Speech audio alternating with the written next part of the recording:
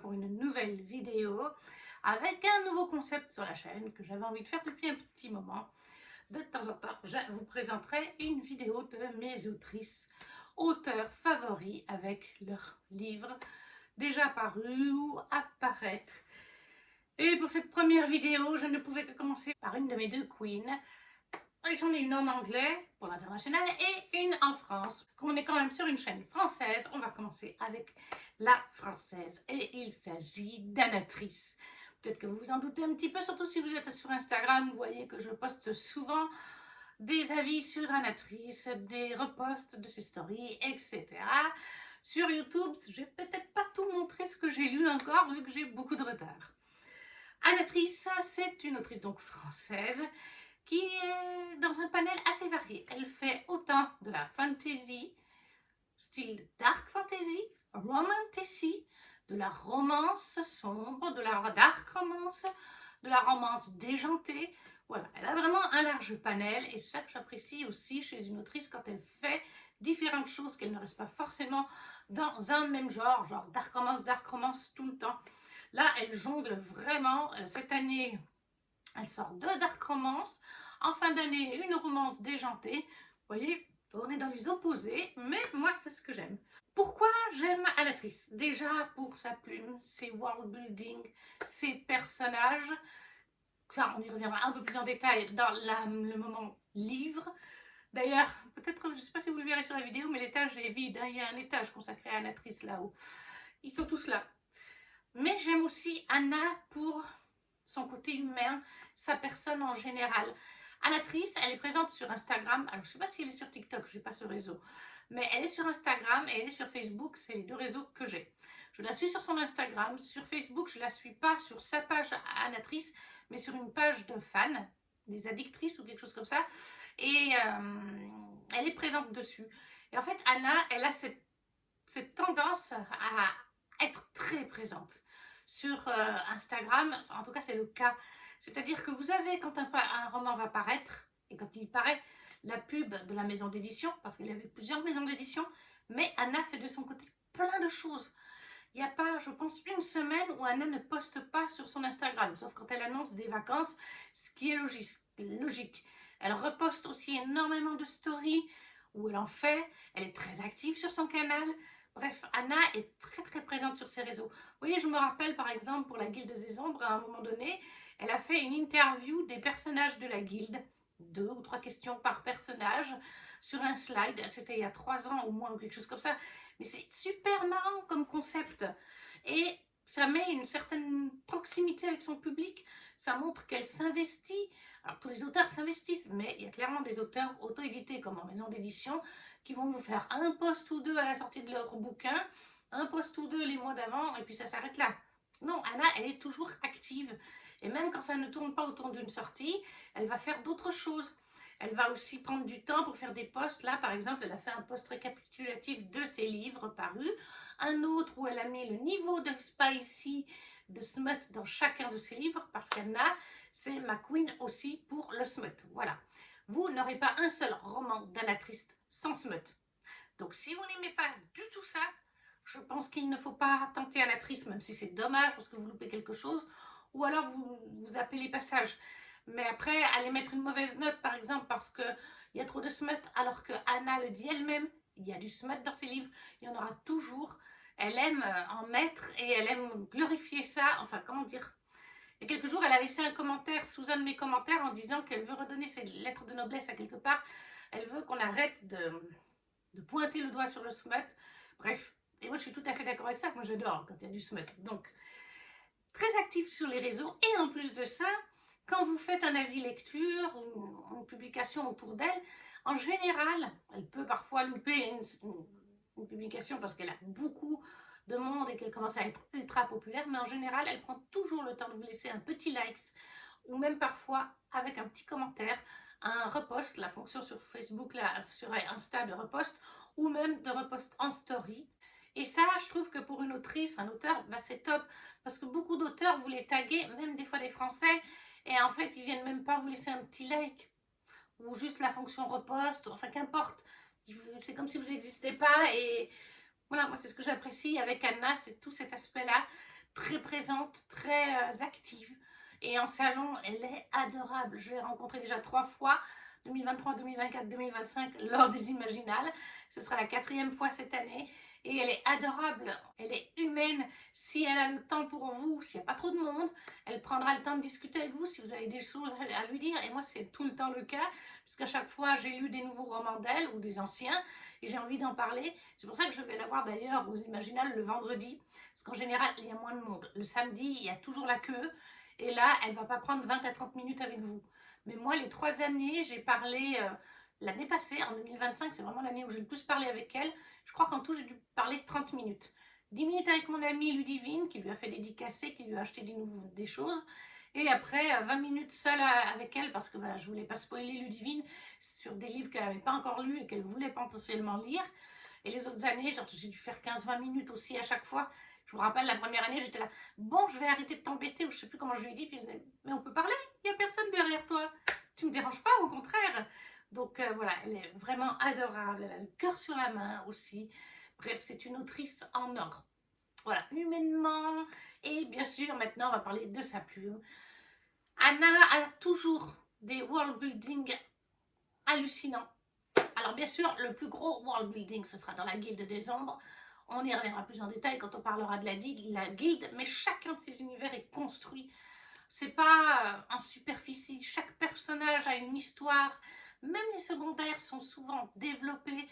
Alors bien sûr qu'ils ne le sont pas autant qu'un principal, mais ils ont leur histoire à eux, parce que des fois dans certains romans, un personnage secondaire est juste là pour faire joli, juste là pour faire le pitre, il n'a aucun world building, on ne connaît pas bien sa vie ou quoi que ce soit. Non, Anna, il y a toujours des personnalités bien définies, il y a toujours un world building autour de ces personnages, même secondaires. Il y a des personnages très nuancés aussi dans les personnages principaux, des fois très gris, des fois très noirs, des fois blancs, bref, c'est ultra riche à tous les niveaux. Elle a une plume magnifique, elle fait beaucoup de smut et moi j'adore, mais il est bien écrit. Alors oui, certains personnages peuvent être vulgaires, tout dépendra du personnage, voilà, tout simplement. Elle a aussi beaucoup d'humour, même dans la guilde, elle réussit à en mettre. Et comme je vous ai dit, elle fait autant de la romance déjantée, de la romance sombre, de la dark romance, ce qui n'est pas tout à fait pareil. Une romance sombre, par exemple, ça va être Epicurus Temptation, c'est plus de la romance sombre, parce que la romance en elle-même n'est pas sombre, c'est la thématique de la jeune fille harcelée à l'école qui est sombre. Voilà, on a de la dark romance avec une sortie à venir, il est en préco en ce moment, bref, elle a ce large panel, comme je vous ai dit plus tôt, qui font qu'elle se balade de partout et que c'est toujours ultra intéressant. Moi, j'ai que des coups de cœur sur ces livres. Je n'ai jamais été déçue d'un Anatrice. Mon but est d'essayer de tout lire, mais je le fais petit à petit, je le savoure. C'est 2 ou 3 romans par an, histoire de toujours en avoir sur le coude. Après, elle est très active, elle écrit beaucoup. Cette année, elle a 2 sagas de duologie à sortir, donc 4 tomes. Et en fin d'année, elle a déjà annoncé une nouvelle romance déjantée de Noël, chez une nouvelle maison d'édition qu'elle n'a pas encore eue. Au niveau des maisons d'édition, justement, parlons-en. Anna a commencé, si je ne me trompe pas, avec Black Ink Édition.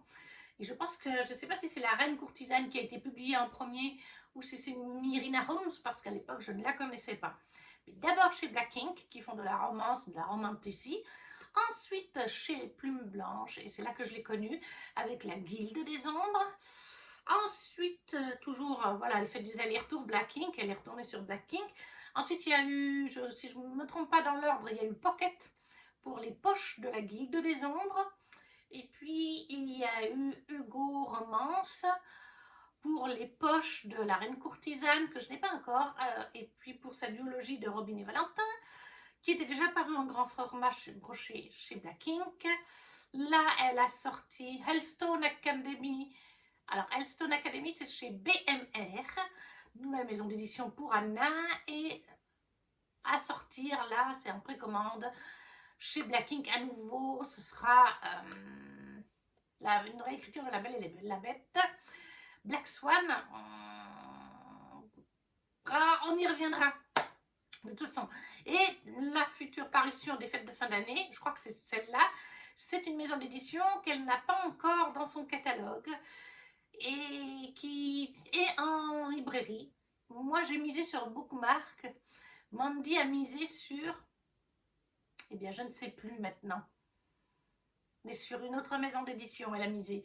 On verra bien, je pense qu'elle va nous l'annoncer tout soudain. Alatrice, moi je l'ai connue à la base, c'est Kimi Collection qui m'a fait connaître parce qu'elle avait lu La Reine Courtisane et je l'avais mis dans ma wishlist, il me faisait très envie. Mais le premier roman d'Alatrice que j'ai lu, c'est La Guilde des Ombres 1.1 de chez Plume Blanche, en e-book à l'époque, parce que il faut savoir que j'ai une phobie de la mort. Et sur La Guilde des Ombres, le tome 1.1, c'est le don de mort. Et la couverture fait un effet assez sombre. Et on nous dit bien que c'est de la dark fantasy. Ce n'est pas de la dark romantasy. Anna veut qu'on fasse la distinction. Elle en a parlé, je ne sais plus si c'est en post ou en story. Elle en avait parlé une fois. Et elle a bien dit, c'est une dark fantasy avec un peu de romance à l'intérieur. Mais pour elle, une dark romantasy, ce serait où la romance domine. Et en effet, ce n'est pas le cas dans la Guilde des Ombres. La romance, ou plutôt les romances, il y en a plusieurs, sont en toutes dans l'univers. Il y a plein d'autres choses, il y a des guerres, il y a... Voilà. Alors, pour vous parler de la Guilde des Ombres, on est dans un world building en 6 tomes. En fait, les tomes étaient trop gros, donc les éditions Plume Blanche ont divisé les tomes en 2 parties. Le tome 1.1, 1.2, que voici, qui est le don de mort, toujours, oui, parce qu'il s'appelle pareil, mais avec des couvertures différentes. Et ça, il sortait toujours par 2 chaque année. Alors, je crois qu'ils sont sortis 2021, je crois, pour celui-là. 2022 pour le tome 2, 2023 pour le tome 3, si je ne me trompe pas. Mais voilà, les 2 premiers. Je vais tous vous les montrer, comme ça vous aurez les couvertures. Le tome 2.1, qui se nomme Le don de vie, avec un petit personnage que j'aime énormément. Le tome 2.2, avec un autre personnage que j'aime. Ah non, c'est pas le personnage que je pensais. Excusez-moi. Voilà, le tome 2.1, 2.2. Et le tome 3, le 3.1 et le 3.2 qui est une grosse brique. Voilà. De toute façon, ils le sont tous. Hein, ça fait plus de 1000 pages à chaque fois si vous réunissez en un tome. C'est pour ça que la maison d'édition et Pocket a choisi de faire pareil, de diviser en 2. Ça, c'est les éditions Brochet. Et donc, je vous mettrai les miniatures, mais vous avez aussi les éditions très belles chez Pocket que je ne possède pas encore. Et vous avez eu cette année, il existe aussi en livre audio et en e-book, et cette année est sorti chez Plume Blanche dans la collection Ether, je crois que c'est le nom de la collection, le coffret collector 1000 exemplaires qui ne sera jamais réédité, la maison d'édition le dit bien, même s'il y a eu beaucoup de déçus. Je vous l'ai montré en long en large sur Instagram. Le travail sur le coffret est de Tiff, le jaspage aussi, je crois. Le cover à l'intérieur. Et du coup, à l'intérieur, il se présente. Alors, il est hyper lourd, le coffret, vous devez vous en douter. Alors, cette illustration, je crois qu'elle est de quelqu'un d'autre. Elle n'est pas de Tiff, par contre. Et vous avez les 3 tomes que je vais vous montrer quand même, hein, parce qu'ils sont de toute beauté. Voilà, donc c'est des intégrales. Là, vous avez le tome 1 en entier. Avec, voilà, ça reprend l'illustration de la couverture. Je vous les montrerai aussi peut-être plus en détail lors du Roland Blabla, le tome 2 en entier. Et le tome 3 en entier. À chaque fois avec un jaspage. Voilà. Ça, c'est pour la Guilde des Ombres. Donc, ça existe en collector, mais c'est ultra rare et il se revend, je crois, 600 € actuellement. En tout cas, sur Vinted, ils essayent de le revendre ce prix-là. En brochet chez Plume Blanche, en audio, en e-book et en poche chez Pocket. Là, voici le tome 1 complet. Tout reprendre le tome 1.1 en brochet, c'est le format le plus standard avec le Pocket. Donc, dans la Guilde des Ombres, nous sommes dans une dark fantasy, donc c'est pour adultes. Nous avons du spicy, nous avons du sang, nous avons de la violence, du langage vulgaire aussi, du psychologique aussi, surtout dans le tome 1, il y a des aspects très psychologiques. Et on suit Panama, une petite fille dans le tome 1.1 qui a un don de mort et qui est à l'heure actuelle orpheline. Son oncle est effrayé par elle et l'a mis dans un orphelinat à Clepsydre, dans une ville malfamée du continent. Elle n'est même pas de ce continent, elle vient d'une autre région de cet univers. Et elle va avoir la visite du haut maître et d'un seigneur de la guilde des ombres, Jerry Stargam et Kamar. Le haut maître, c'est Kamar. Jerry Stargam, lui, c'est un des deux seigneurs. Ils vont lui proposer, comme elle a le don de mort, d'intégrer la guilde des ombres, qui est une guilde d'assassins. Il y a plusieurs guildes, il y a la guilde mercantile, il y a la guilde des ombres, il y a les marchandeurs, la guilde... Ah, il y a plein de guildes. D'ailleurs, elles sont toutes mises au début, hein, si je ne me trompe pas, les guildes. Vous avez même une carte, que ce soit dans le collector et tout. Oui, voilà, vous avez...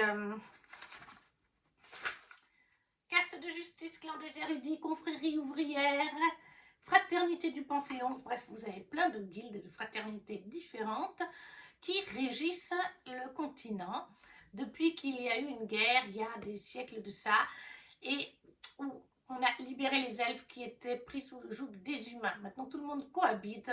Le sanguinaire, cet humain terrible, n'existe plus, bien entendu. Et voilà, Panama va être formé, c'est tout le tome 1.1, à la guilde des ombres, afin de devenir une assassin. Est-ce qu'elle le devient ou pas? Ça, je ne vous le dirai pas. Sous la supervision du haut maître. C'est tout un univers de fantasy ultra riche, ultra détaillé. Moi, je le compare à Tolkien et son univers du Seigneur des Anneaux, avec tout ce qui va autour, le Silmarillion, Bilbon le Hobbit, etc. Parce que, Anna le dit, elle y a passé plus de 10 ans à l'écriture de cet ouvrage, à peaufiner ses personnages et le world building. Et en plus, en plus de ça, elle retravaille un petit peu certaines choses lorsqu'ils sortent chez Pocket, ou là, pour les collectors, je sais qu'elle a aussi beaucoup participé à la conception avec Tiff, sur les étapes de Tiff. Donc, c'est à peu près maintenant 14 ans de sa vie, la Guilde des Ombres, dont 10 d'écriture en tout cas. Et ça se sent, c'est riche, c'est travaillé. Il y a un world building incroyable, il y a plein de peuples, il y a des elfides, il y a des humains, il y a des dragons, il y a des divinités, il y a des nains, il y a des créatures de Brumlingar. Moi, les noms des fois, voilà, mais c'est le royaume des morts, hein, de la déesse de la mort, la déesse de la vie, enfin bref, c'est ultra riche. Je vous ai dit, il y a plusieurs guildes, fraternités, il y a tout ce que vous voulez. Il y a des personnages joyeux, hauts en couleurs, positifs, il y a des personnages ultra sombres, il y a un antagoniste, mais j'ai jamais eu un tel antagoniste dans tout ce que j'ai pu lire depuis des années, et même depuis l'enfance. Et Anna me dit souvent que les gens lui disent qu'en effet, ils n'ont jamais vu un tel antagoniste.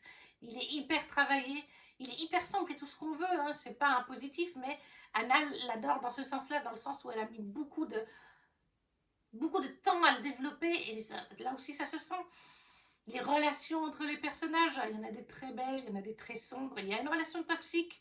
Dans le tome 1, il y a une relation très toxique, le tome 1 au complet. Mais ne vous arrêtez pas à cette relation toxique si c'est quelque chose qui vous rebute. Elle n'est là que pour vous expliquer le parcours de Panama, le comment du fait qu'elle va évoluer dans sa vie. Parce qu'on n'oublie pas qu'elle a 11 ans, je crois, quand elle commence dans la Guilde des Ombres. Et à la fin de la saga, elle est majeure. Oui, elle a même 20, elle doit avoir 22 ans, 23 ans. Qu'est-ce que je vous raconte? Elle doit avoir 27-28 ans à la fin de la guilde, quelque chose comme ça, je pense, approximativement, d'après la timeline et de ce que je me souviens. L'écriture est magnifique, c'est très bien décrit. Je pense notamment au royaume draconique à un moment donné. On voit le royaume draconique, c'est super beau, on a envie d'y être. Bref, c'est très travaillé. Et comme je vous dis, même les personnages secondaires, mais ça c'est pour tous ces univers, ont aussi leur propre histoire, évoluent positivement ou non. Il y a un personnage que je déteste dans cette saga, surtout dans tout le tome 1, au complet. À partir du tome 2, il a des évolutions jusqu'à la fin du tome 3. Et à la fin du tome 3, je me dis, pauvre personnage, au final. Voilà, c'était pas... Je n'apprécie toujours pas ce personnage, mais on le comprend un petit peu. Toute sa vie, voilà. Mais c'est une saga, vraiment. Et c'est autant lu par des femmes que par des hommes. Comme c'est de la dark fantasy, c'est très... Et high fantasy aussi, à quelque part. C'est autant pour un lectorat féminin que masculin, même si je considère que tous ces livres le sont. Mais là, vraiment, les hommes peuvent y trouver leur compte. Donc voilà, la Guilde des Ombres, disponible en brochet, en e-book, en audio, en collector et en poche. Vous avez plein de formats différents pour cette saga. Donc j'ai commencé avec elle et ensuite je me suis mise à, si je la trouve, La Reine Courtisane, toujours Dana, chez Black Inks cette fois. Et alors, elle existe en e-book, je crois qu'elle est aussi en audio, en brochet, en poche, chez Hugo, je ne le possède pas mais je vous le mettrai là. Et il y a une version reliée collector. Et je crois qu'actuellement, moi je l'ai eu en 2024, mais je crois qu'actuellement elle est à nouveau disponible sur Black Ink et même commandable auprès de vos libraires cette fois. Alors qu'en 2024, elle n'était commandable que sur le site de Black Ink. Moi, elle est bien sûr dédicacée, je l'ai fait dédicacer l'année passée, donc ou il y a 2 ans. Mais voilà, La Reine Courtisane, plein de formats. Ça c'est un one-shot, mais c'est un one-shot dans l'univers de la Guilde des Ombres. Et c'est aussi pour ça que je compare Anatrice à ce que Tolkien a fait avec son énorme world building du Seigneur des Anneaux, du Seigneur des Anneaux, du Silmarillion, de Bilbon le Hobbit et de plein d'autres qui sont dans le même univers, parce qu'on a déjà 6 tomes en tout, 3 gros tomes, dans cet univers de 1000 pages à chaque fois, 3 gros tomes, 3000 pages, et on a ce one-shot. Alors, dans l'univers de la Guilde, c'est vraiment un monde et vous avez plusieurs continents, certains immenses, certains plus petits. Panama vient d'un petit continent, elle est donienne, et après elle finit sur Terre-Flamme, un énorme continent. Il y a aussi les terres immortelles sur ce continent, et en fait vous avez une île, enfin c'est un petit continent, donc ça paraît une île, qu'on voit sur la carte de la Guilde des Ombres. Voilà, l'histoire du one-shot de La Reine Courtisane se passe sur ce continent-là, qui est tout petit comparé à ce que vous avez vu de la carte des autres royaumes. Celui-ci se passe 300 ans, je dirais à peu près, de mémoire avant la Guilde des Ombres. Il peut se lire totalement indépendamment de la Guilde. Vous pouvez lire la Guilde et pas celui-ci, ou le contraire. Et là, on est dans la romantasy. Voilà, toujours du spicy, toujours pour public averti, mais c'est de la romantasy. Et là, on suit en fait ce continent où en fait on a des clans, les 4 clans élémentaires, les éléments clans. C'est l'île de Symbiose, oui, c'est une île plutôt. Et chaque clan élément clan a un don. L'eau, la terre, le feu, le vent. Et on a la reine du clan Gélan, qui est le clan de l'eau. Oui, c'est bien ça de mémoire. Et en fait, on va suivre son histoire. En fait, on a, comment il s'appelle, Tyrann Sylvain, qui est le clan du feu. Il a décidé qu'il allait épouser toutes les princesses ou reines des 3 autres clans, parce qu'en les épousant, il devient leur consort, et après, il les tue. Et la reine Gélan, donc Alena, c'est la dernière qu'il n'a pas encore épousée. Et l'histoire commence quand elle se fait capturer. Et elle est sa nuit après son mariage. Et elle sait que cette nuit après le mariage, elle sera tuée. Sauf qu'elle est très bonne conteuse et elle va décider de lui raconter une histoire parce qu'elle sait qu'en général, les gens sont pris dans les histoires et c'est le cas. Du coup, il ne va pas la tuer le premier soir parce qu'il veut entendre la suite de l'histoire et ainsi de suite chaque soir. Et ils vont finir par se rapprocher. Donc, c'est un Enemies to Lovers, romantasy. Et en fait, c'est une réécriture des contes des Mille et une nuits, d'un conte des Mille et une nuits. Je n'avais jamais fait attention en fait à ça. Et c'est quand j'ai lu le livre Contes des Mille et un chats aux éditions du Héron d'Argent, sur les contes des Mille et une nuits, que j'ai retrouvé les bases de ça. Une jeune femme qui raconte une histoire chaque soir à son tortionnaire qui va la tuer. Et en fait, il tombe petit à petit amoureux d'elle parce qu'il veut connaître la suite de l'histoire. Voilà, donc je ne savais pas. Et là, on a une petite mention. À un moment donné, on a 2 personnages de la Guilde des Ombres qui apparaissent, parce que dans la Guilde, il y a des personnages qui vivent très longtemps. Les elfies, ils vivent des siècles et des siècles. Les dragons aussi. Et donc voilà, il y a 2 personnages qu'on a dans la Guilde des Ombres qui font un caméo sur 1 ou 2 chapitres, pas plus. Et d'ailleurs, dans la Guilde des Ombres, il est mentionné 2-3 petites fois par-ci par-là les personnages d'ici, puisque c'est 300 ans plus tard. Mais c'est vraiment petit caméo dans chacun des tomes. Si vous les avez lus, vous savez, à ce moment-là, vous dites, ça c'est le caméo de celui-là, ça c'est le caméo de l'autre. Mais c'est pas essentiel de les avoir lus. Mais c'est un plus, voilà, et ça montre à quel point son univers est riche et qu'elle pourrait faire d'autres choses. Elle a répondu à cette question, elle a dit que peut-être elle reviendrait un jour dans cet univers, pas forcément avec les personnages qu'on connaît, puisqu'en effet il y a plein de races, il y a plein de pays, de tout ce qu'on veut, donc il y a de quoi exploiter. Donc là aussi, énorme coup de cœur, j'ai adoré cette petite romantécie one-shot, en plus elle n'est pas trop grosse, donc franchement allez-y. La voici en version reliée. Donc là, comme je vous ai dit, elle existe reliée collector, brochée poche chez Hugo et e-book et me semble-t-il aussi en audio. Après, qu'est-ce que j'ai lu ensuite? Ensuite, j'ai lu ce one-shot de Romance déjantée, Romance de Noël, Christmas Park chez Black Ink là aussi. Et là, on est en fait avec, il y a un parc en France, le Christmas Park, c'est un parc de Noël, géré par la famille Klaus. Il y a deux parcs, le parc pour les enfants familial et juste à côté, il y a un parc uniquement pour les adultes qui est sur le sexe. Voilà, il n'y a pas d'autre mot. Voilà, vous avez plein de choses autour du sexe et vous pouvez même pratiquer du sexe dans ce parc. Voilà, genre vous mettez vos mômes au parc pour famille et vous allez dans le parc d'adultes ou plus généralement juste les adultes. Voilà, les familles vont plutôt dans notre parc. Mais il y a ce concept de double parc familial ou adulte géré par les Klaus et on va suivre en fait une jeune femme, Priya, qui est en fait journaliste et elle veut faire un article sur la famille Klaus et sur le parc et elle va se faire passer par une nounou parce qu'elle adore garder les enfants. Et elle va être engagée par Dorian Klaus, qui est le fils des Klaus, héritier du domaine, hein, avec sa sœur, qui est célibataire, papa célibataire. Il a divorcé avec sa femme. Et bien sûr, voilà, il va y avoir de la tension amoureuse entre les deux, entre la nounou et le papa. Après, en plus, c'est mon métier, nounou, donc voilà. Mais j'aime bien parce que Anna ne fait pas un truc trop trash dans le sens où le papa est séparé de la maman, et ça depuis un petit moment déjà. Donc, il n'y a pas un effet de tromperie, vous voyez, ça j'aime pas. Dans un roman, si un des deux personnages trompe son mari ou sa femme pour notre héros ou notre héroïne, ça j'aime pas.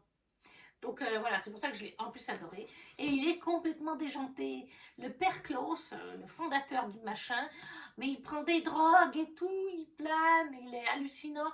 Les enfants sont mignons, touchants. Il y a des thématiques, tous les romans d'Anna ont des thématiques.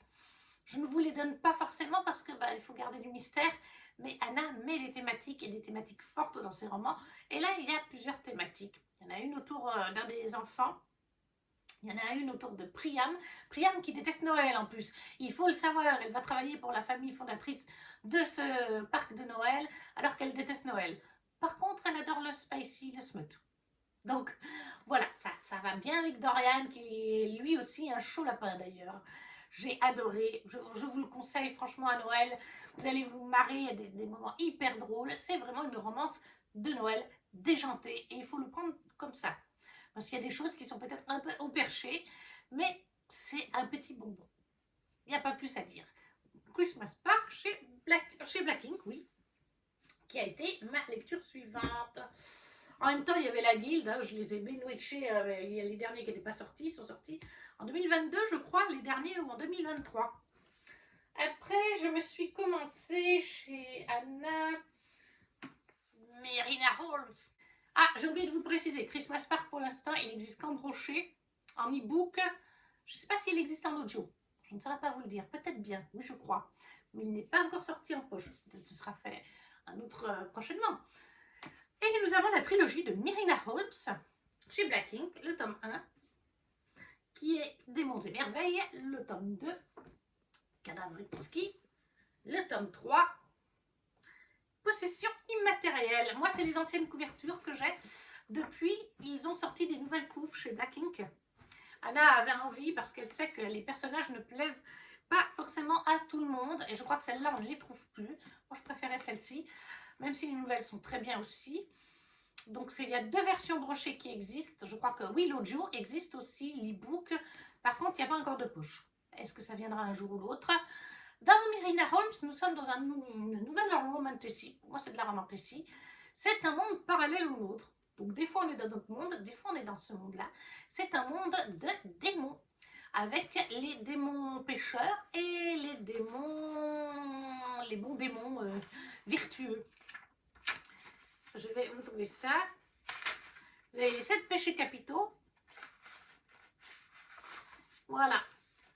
Là, on a les pêcheurs associés aux 7 péchés capitaux, les suprêmes, qui sont des démons de la luxure, les torpels, les démons de la paresse, les vénades, les démons de l'avarice, les enragelés, les démons de la colère, les insatiaires, les démons de l'envie, les appétants, les démons de la gourmandise, les arrogèses, les démons de l'orgueil, et on a les vertueux qui sont les vertus cardinales, les équitales, démons de la justice, les circospels, démons de la prudence, les modérants, démons de la tempérance, les vaillades, démons de la force d'âme, les piétins, démons de la foi, les fianelles, démons de l'espérance, les altruistes, démons de la charité.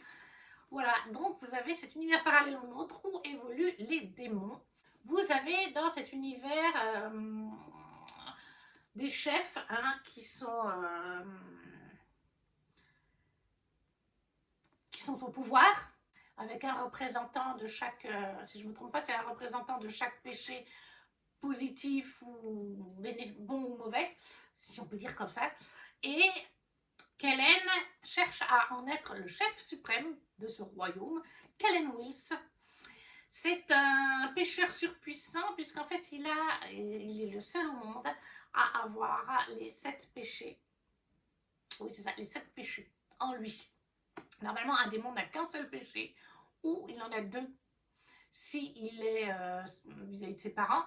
Certains peuvent être justement moitié pêcheur, moitié vertueux. C'est le cas d'ailleurs de Mary, elle a un péché et une vertu par ses parents. Mais Kellen, il a les 7 péchés capitaux et une vertu par contre. Donc c'est un sérieux personnage haut en couleur, vous imaginez bien. Parce que la luxure, la colère, l'envie, la gourmandise, la paresse, et je ne sais plus si c'est pas la justice, sont positifs. Donc ça fait un sacré mélange pour Kellen. Et notre héroïne, Myrina Holmes, elle fait partie d'une catégorie. Il existe une organisation qui régente un peu le royaume, qui régente les démons. Si un démon va trop loin, s'il pète les plombs, que ce soit dans le royaume humain ou dans leur royaume, une équipe de trackers est envoyée pour le tuer ou le capturer s'il y a besoin d'informations, selon. Et Miri est aussi un personnage haut en couleur, puisqu'elle a 2, comme je vous ai dit, un pêcheur, un vertueux. Je ne sais plus lesquels elle a. Mais voilà, donc ils sont tous les 2 hauts en couleur, ils ont des personnalités fortes. En plus, eh bien, tous les 2, Miri, je crois qu'en fait, elle a, au niveau du pêcheur, c'est la luxure en fait qu'elle a, il me semble. Donc elle est accro au sexe vis-à-vis de son péché, et la justice, je crois, pour sa vertu. Et en fait, eh bien, Kellen sort avec sa sœur, sa demi-sœur, je crois, si je ne me trompe pas. Il sort avec sa demi-sœur, et il se trouve que quand Kellen voit Myrina la première fois, il dit tout de suite dans sa tête, elle, je vais me la faire. Il a beau être avec sa sœur, il n'en a rien à faire, hein. Il est avec sa sœur, mais il couche avec plein d'autres femmes, et il sait qu'il fera céder Miri, et Miri va tenter de résister, parce que dès la première fois, elle va le trouver. Déjà, quand elle le voit à la télé et tout, elle le trouvera arrogant, pédant, tout ce qu'on veut, mais en plus, bah, c'est le mec de sa sœur. Mais malgré elle, elle a une attirance. Et comme elle a les gènes stuprènes, ça n'aide pas. Voilà, voilà. Donc elle va lutter une partie du tome 1. Lui va essayer de la faire céder.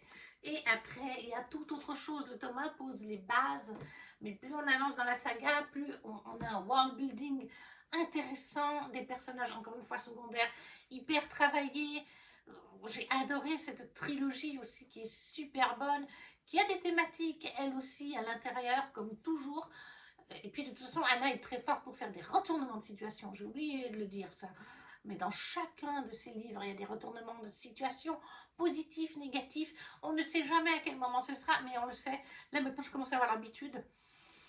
Mais voilà, très bonne saga, là encore, superbement bien écrite, avec un world building riche. Et il y a un tome spin-off qui se lit vraiment après le tome 3. Arthur Wills Holmes, qui se passe une vingtaine d'années après.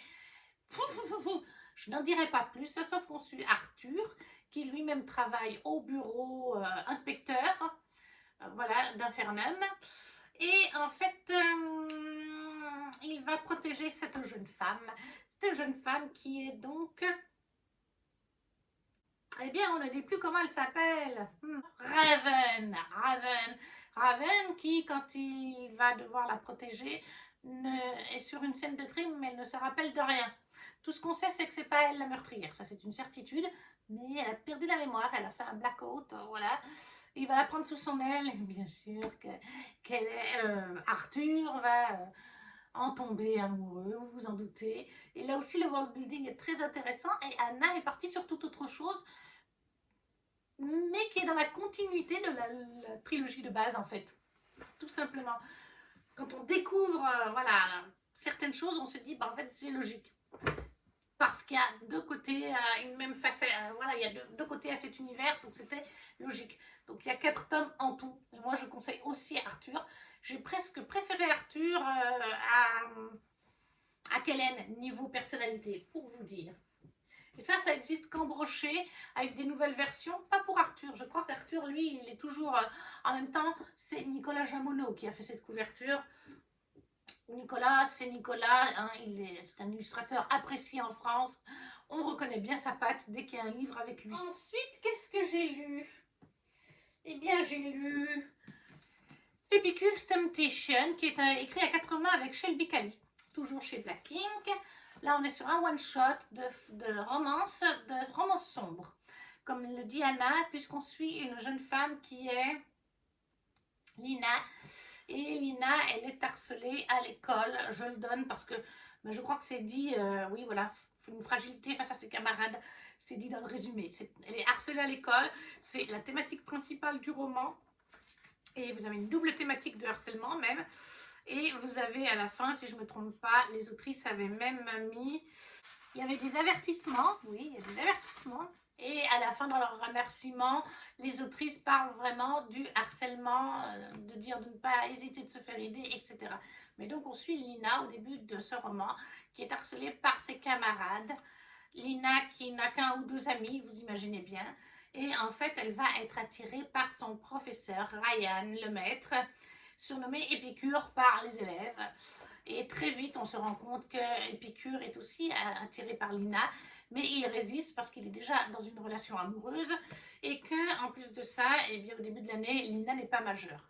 Il ne se passe rien entre les deux tant qu'elle n'est pas majeure. Voilà. Elle va commencer à le séduire à partir du moment où elle va avoir 18 ans révolus. Donc pour moi, ça ne me choque pas. Oui, il y a une grosse différence d'âge, genre elle a 18 ans dans le roman et lui a peut-être 34, 35 ans. Voilà, il y a genre 15-16 ans d'écart. Mais moi, ça ne me choque pas. Peut-être aussi parce que, bah oui, mes parents avaient 14 ans d'écart. Donc moi, ça ne me choque pas. Mais du coup, je sais que ça peut choquer certaines personnes. Mais ce roman, il est magnifique vis-à-vis de... Il est poignant, il est triste, il fait mal au cœur vis-à-vis du harcèlement scolaire. Moi, je ne peux que vous le conseiller. Ça a vraiment aussi été un coup de cœur. Les personnages ont une personnalité forte. Donc, voilà, encore, il y a des retournements de situation, comme tout le temps. Mais c'est dans chaque roman. Hein. Et là, je me suis fait avoir. Hein. Je ne l'ai pas vu venir non plus, le retournement de situation. Surtout qu'à l'époque, je n'avais pas tout lu, Anatrice. Et lui est disponible pour l'instant qu'en format broché, en e-book. Et je ne sais pas s'il est en audio, je ne me rappelle plus. Ensuite, j'ai lu le premier tome de La Banque de Sunshine. Mon coloc fait son cinéma, c'est l'ancienne couverture. Maintenant, il y a une couverture qui ressemble au tome 2. Mais c'est des tomes compagnons, c'est-à-dire que vous n'êtes pas obligé de les lire. Si vous n'avez pas envie de lire celui-là, vous ne lisez pas celui-là et vous passez directement à celui-là. Ou le contraire, si vous ne voulez pas lire celui-là, vous lisez celui-là. Dans celui-ci, on va suivre Cerise, qui tient une librairie, un café-librairie avec son meilleur ami, qui est homosexuel d'ailleurs. Et elle vit avec sa meilleure amie, c'est une bande de 4 meilleures amies. Elle vit avec sa meilleure amie qui a un frère jumeau. Elle s'appelle comment déjà sa meilleure amie? Alba, puisque c'est le personnage du tome 2. Elle vit avec Alba et un jour, Cerise, elle rentre à leur appart et elle découvre dans sa chambre à elle Esteban Varga, le frère jumeau d'Alba, qui est en fait un célèbre acteur de cinéma qui est ultra beau. Elle s'est inspirée d'ailleurs, elle le dit bien Anna pour l'acteur, dans les descriptions du livre, elle s'est inspirée de Jan Sommerhalder. Donc si vous avez besoin d'une référence, vous imaginez Jan Sommerhalder. Et du coup, elle le découvre dans sa chambre en train de s'envoyer en l'air avec une femme. Donc ça se passe pas très bien. C'est deux comédies déjantées, hein, romantiques comédies déjantées. Et tout au long du livre, voilà, ils vont au début... en fait, Cerise trouve Esteban attirant, mais elle le renie, elle le rejette. Parce qu'en plus, bah, c'est le frère jumeau de sa meilleure amie, donc elle ne veut pas faire ça à sa meilleure amie. Et puis parce que c'est un coureur de jupons, tout simplement. C'est connu, il a des déboires dans la presse et tout ça. Mais là, il vient, il a besoin d'aide, il a besoin de se faire tout petit pendant quelques temps, il veut prendre des vacances. En fait, il y a des choses là-dessous que sa sœur jumelle sait, mais qui cachent tous les deux à Cerise. Et au fil du livre, ils vont se rapprocher pour finir par se mettre ensemble. Voilà, c'est encore une fois, c'est doudou, c'est rigolo.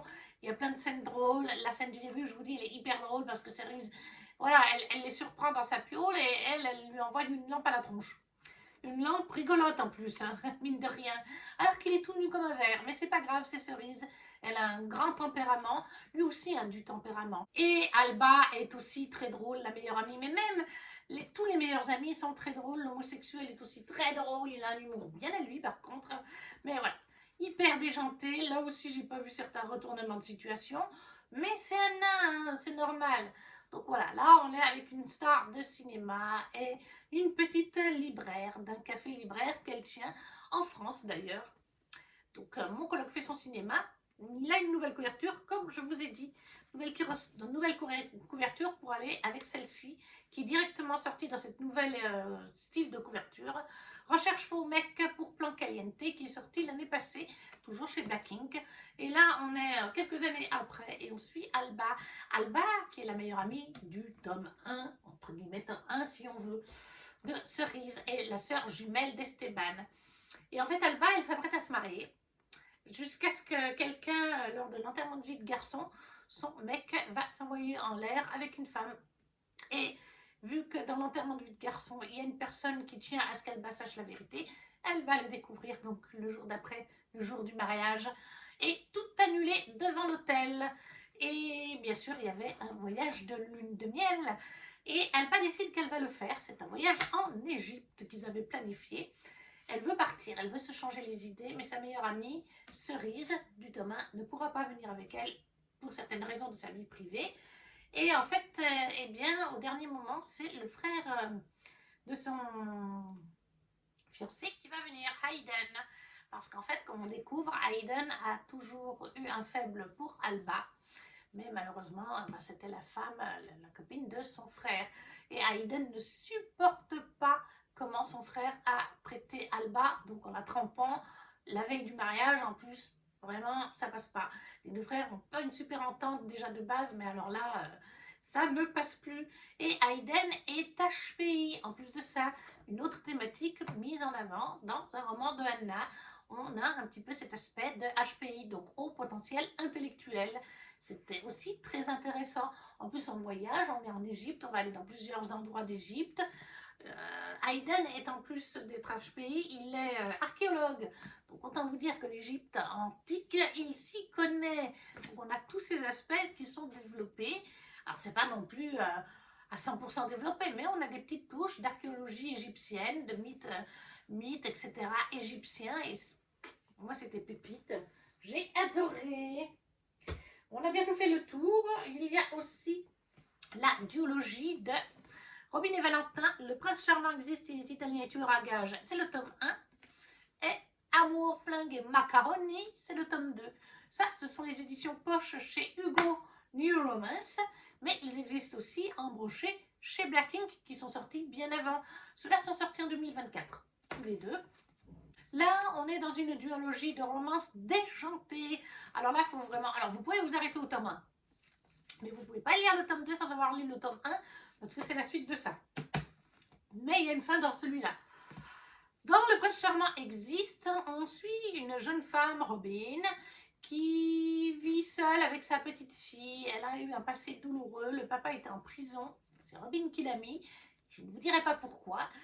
Et un jour, elle a une meilleure amie, elle a un petit boulot tranquille pépouze, elle a un caractère vraiment haut en couleur aussi, elle est très déjantée.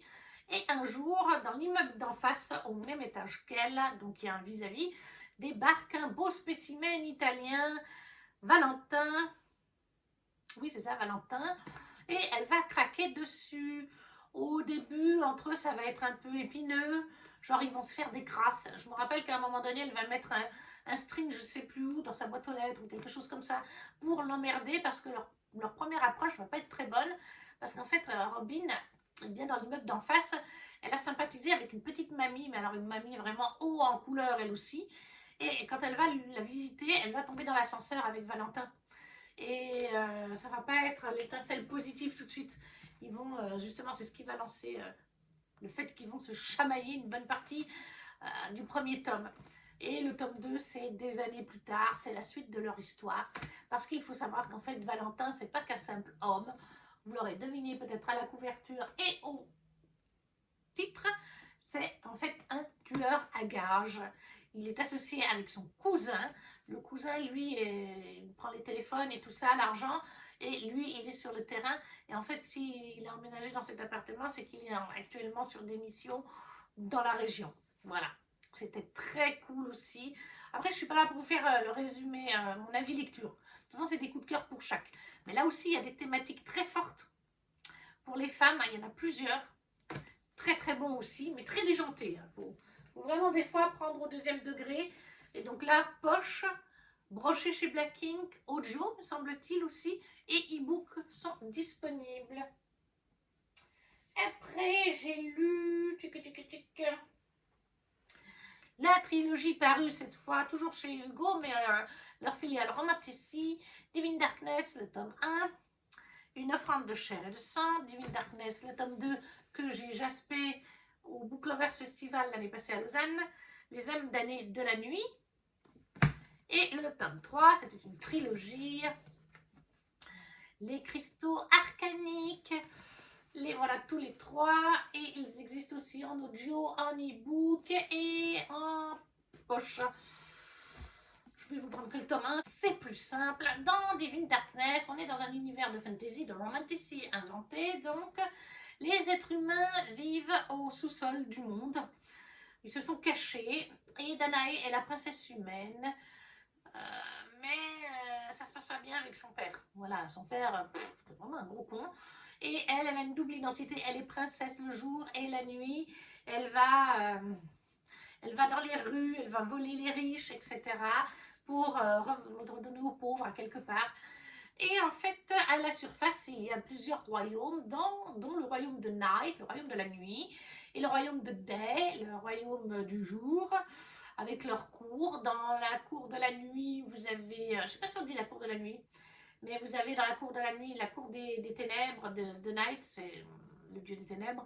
Vous avez des vampires, je crois que vous avez les loups-garous, des choses comme ça. Dans le royaume de Day, vous avez des sirènes, par exemple, d'autres choses comme ça. Je crois que vous avez aussi des elfes, etc., etc. Night et Day sont des enfants de divinités, donc ils sont eux-mêmes des divinités immortelles, entre guillemets, à part si on arrive à les tuer, mais il y a très peu de choses qui peuvent les tuer.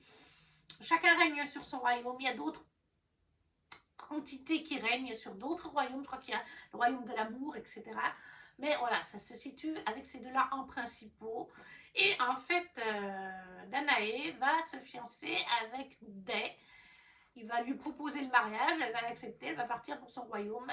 Et en cours de route, elle va être kidnappée par Night. Night qui va lui expliquer certaines choses qu'elle n'avait pas compris vis-à-vis de Day. Et il va lui proposer un deal, voilà, devenir sa fiancée, aller jusqu'au mariage pour emmerder Day et pour renverser Day. Et elle va finir par accepter parce qu'en effet, Day a des défauts, beaucoup. Mais au fil de l'histoire, Night en a aussi, bien entendu. Il y a plein de secrets, puisqu'en fait, Night et Day sont des frères. Ils sont frères, voilà, ils ont les mêmes parents, mais ils sont actuellement ennemis. Pourquoi sont-ils ennemis? C'est aussi en partie expliqué. Trilogie très intéressante, avec encore une fois un world building superbe, des personnages magnifiquement construits, qui ont des personnalités différentes, riches, variées, positives, négatives, grises. Comme je vous dis, world building intéressant aussi. Romance toute, enfin voilà, moi j'ai tout surkiffé. Il y a plusieurs fois des retournements de situation. Je m'y attendais, mais alors je ne l'avais pas forcément deviné lesquels. Voilà, mais par exemple, à la fin du tome 2, on a un retournement de situation et moi j'étais là, non. Non, je pense qu'il y a une anguille sous roche. Je commence à connaître Anna, il y a une anguille sous roche. Et c'est bien le cas. Il y a d'autres retournements dans le dernier tome. Donc, Divine Darkness, trilogie, chez Hugo, actuellement uniquement. Qu'est-ce qu'il nous reste? Il nous reste, que j'ai lu, la duologie que j'ai pris là dans le format intégral, mais qui n'est plus dispo, je crois, de nos jeux clairs obscurs. Il y a une ancienne, c'est une duologie, des anciennes couvertures avec des personnages devant, mais ils vont les arrêter pour sortir, ça va sortir dans les prochains mois, la duologie avec une rose comme là, mais en deux tomes. Là, c'était le format intégral et ce format intégral ne sera plus disponible. Je crois qu'il a fini au niveau de l'édition. Il est très bien. En plus, il y a des photos dans cette intégrale d'Annecy, puisque l'histoire se passe à Annecy. C'est de la dark romance. En tout cas, c'est de la romance très sombre. Je pense qu'on peut déjà le classer en dark romance. Puisqu'on va suivre ici Sandro, un élève de peinture, art, à l'école d'Annecy, et Rachel, la maîtresse, oui, à nouveau un prof-élève. Rachel qui est mariée, mais dont sa vie ne va plus du tout avec son mari. Rachel qui a fait une dépression, qui a failli se suicider, si je me rappelle bien, il y a une année à peu près, et qui a arrêté de travailler pendant un certain laps de temps pour se reconstruire.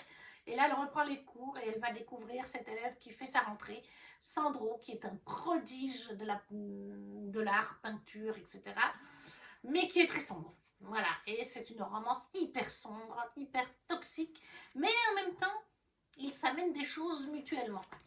Mais c'est pas à mettre entre toutes les mains, de toute façon, comme tous les rédactrices. Et là, faites attention aux trigger warnings, je crois qu'il y en a.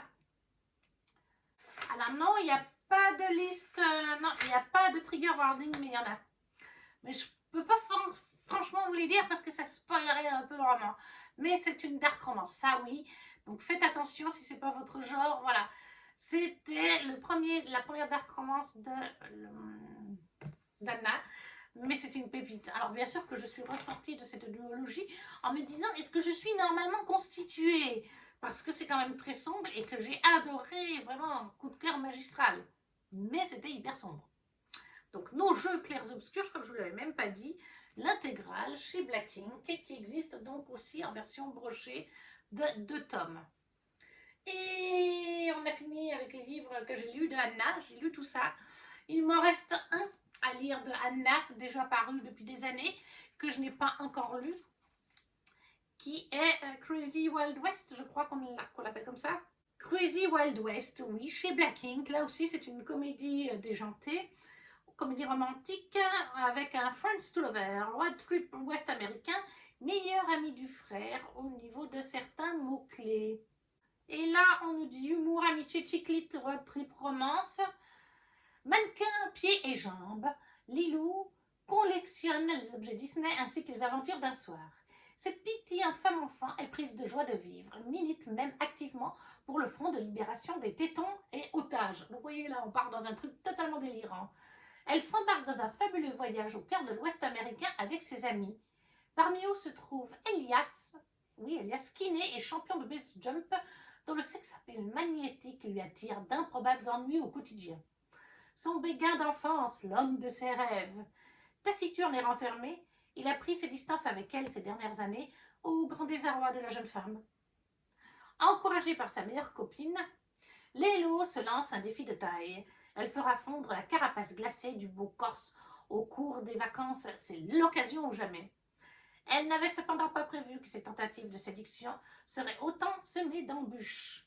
De San Francisco à Los Angeles, en passant par le Grand Canyon et Las Vegas, montée dans un vieux van hippie, pour le road trip le plus déjanté de votre vie, avec une bande de potes aussi frappadingues les uns que les autres. Et là, pour l'instant, Crazy Wild West n'existe qu'en broché chez Black Ink. Ça, c'est le seul que je n'ai pas lu.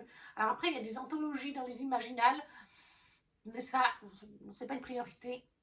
Et là, le nouveau que je n'ai pas encore lu, je le garde pour le mois de mai, c'est Hellstone Academy, le tome 1, My Bloody Prince, chez BMR, oui, Ito, mes collections, c'est chez BMR, format poche, Ito. Ça existe en e-book et en poche.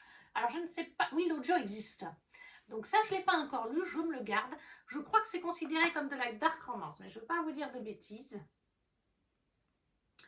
Et là, on nous dit les tropes, mots-clés. On a Dark Academia, Dark Romance, donc oui, 18+, Mafia, harem inversé, Bully to Lovers, Université criminelle, Touch Hair and Die, Meilleur ami du frère.